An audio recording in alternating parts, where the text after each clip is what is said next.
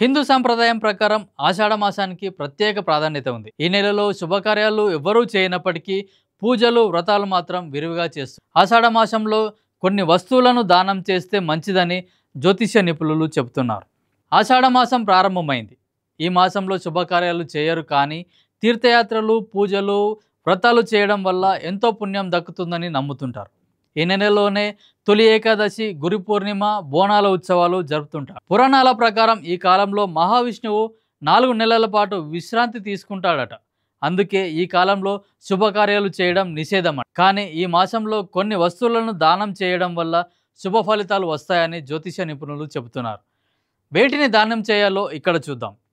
ఆషాఢ మాసంలో తెల్లటి దుస్తులను దానం చేయడం మంచిదని నిపుణులు చెబుతున్నారు.